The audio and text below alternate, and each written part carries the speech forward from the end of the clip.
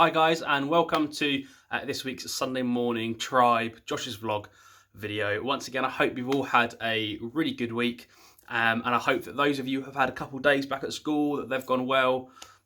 Just let you know that we're all still praying for you. And if there's any of you that haven't been to school yet and you're coming back this week, then yeah, we're praying for you, and we really hope that the transition back into sort of school life and back into that routine of things goes really well. But yeah, just so you all know, we are praying for you during this kind of transition time. Today's video I'm going to be doing on a verse in Jeremiah, it's chapter 29, verse 11.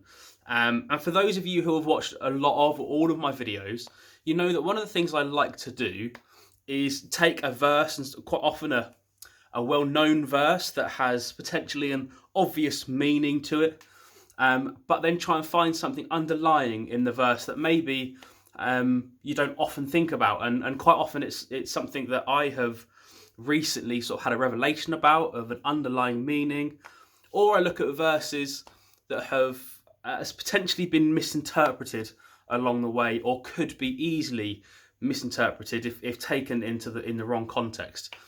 So I'm going to do a similar thing with that today.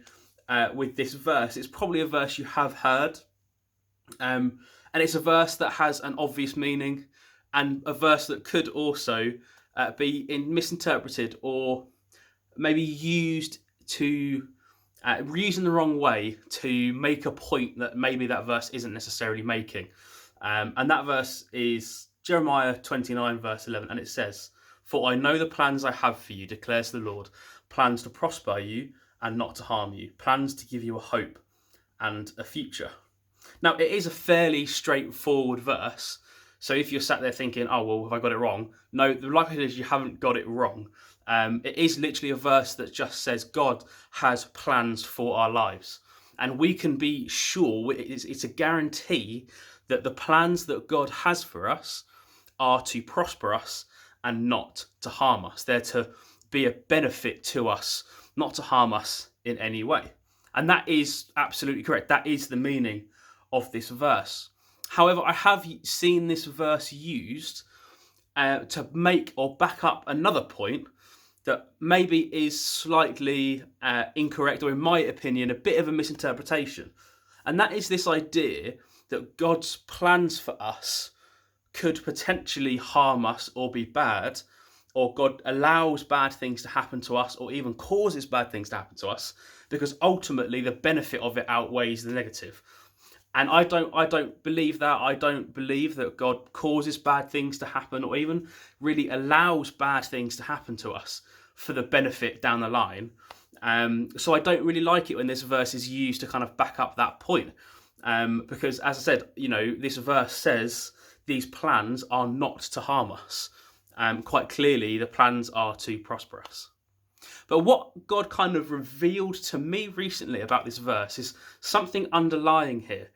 We look at this verse and we think specifically about the plans, and often we get kind of stuck in his career plans for us, or maybe relationship plans for us, or financial plans, and all these things that we kind of have ideas of as humans as plans, and we kind of put them on God and think when he talks about his plans to prosper us, it means that clearly his financial plan for us is to prosper, his relational plans for us is for us to prosper. But actually, I think the underlying meaning of this is that in every situation we face, whether it's good or bad, God will use that situation to prosper us. He will use that situation to benefit us. He's not allowing that. If it's a bad situation, he's not causing it or allowing it to happen. But we can be 100% sure that when bad things happen, God is using it for our benefit. And this really does kind of bring a new meaning to, like, when we stray, and we do stray as humans, when we go away from his plans for us, or we take maybe a wrong decision, or we do the wrong thing, or we walk a path that God hasn't laid out for us. Because we do that, we have free will as humans, we have the choice to go against what God has planned for us. But what this verse is saying is, even if you go against my plans, my plan is to prosper you wherever you are. So you take a wrong step, you're not where I wanted you to be, but I'm still going to use that situation to benefit you. I'm still going to use that situation to prosper you. He's still pouring out his blessing on us, even if we go against his plans for us. So this is just an amazing verse. It means that even when we stray, even when we wander from his plans, he's still pouring his blessing on us, and he's using that situation for our good. And that is the guarantee that comes in this verse.